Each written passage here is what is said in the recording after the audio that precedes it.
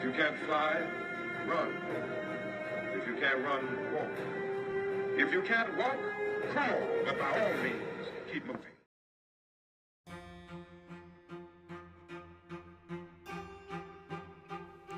The early 1950s was a very turbulent period in the history of the United States.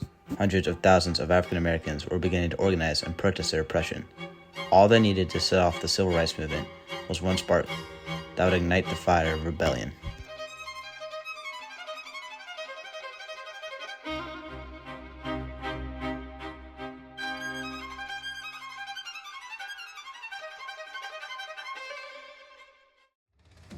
The civil rights movement is one of the most important movements in the history of the United States. It played a key role in protecting the rights of hundreds of thousands of African Americans and laid the groundwork for future movements like the Pride movement and Me Too movement. Many people played key roles in the movement, some notable names being Martin Luther King Jr., Malcolm X, and Rosa Parks.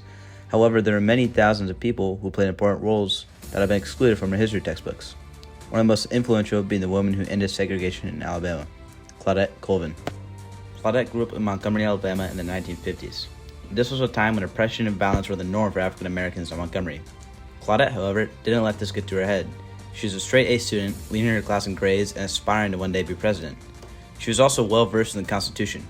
She knew she had a constitutional right to equality, and when a bus driver demanded she move to the back of the bus, she refused and was arrested.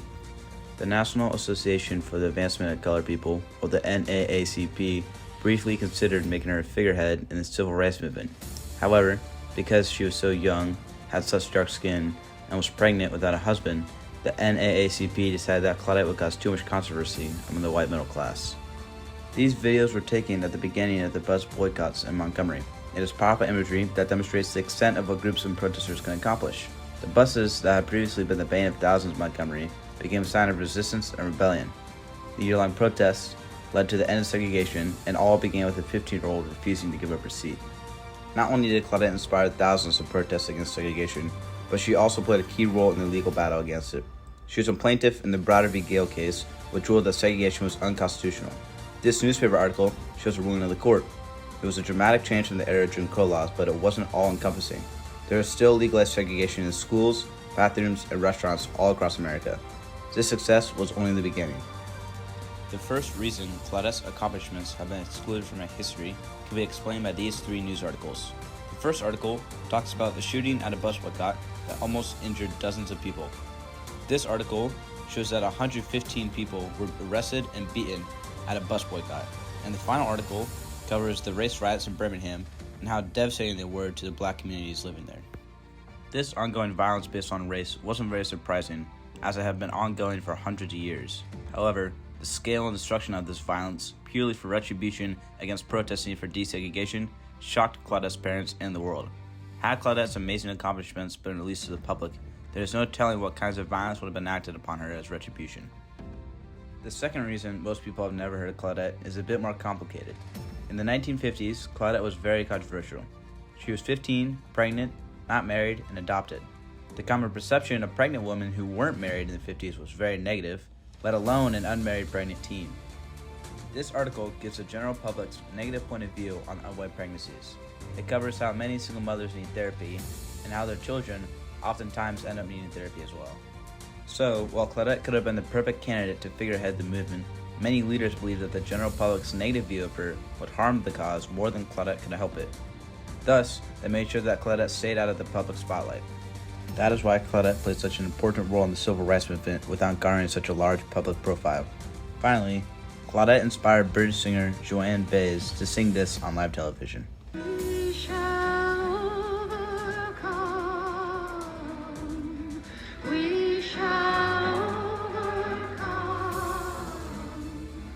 We shall overcome someday. Oh, deep in my heart, I do believe we shall overcome someday. We'll walk hand in hand. We'll walk hand in hand. We'll walk hand in hand.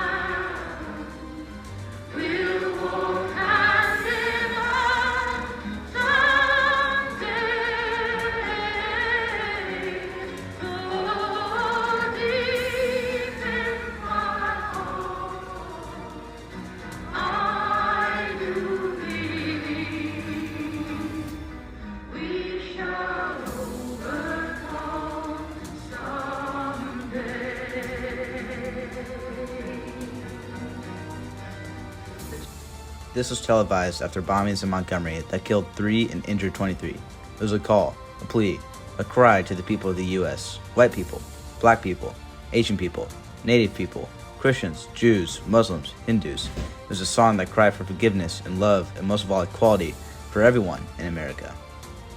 Claudette was a hero not just for the people of Montgomery, but for everyone in the nation. She kicked off and inspired the greatest movement in the history of the U.S. She ended segregation on buses. She inspired the Montgomery boycotts, and she gave hope to millions then and now. She did it simply by refusing to give up her seat on a bus.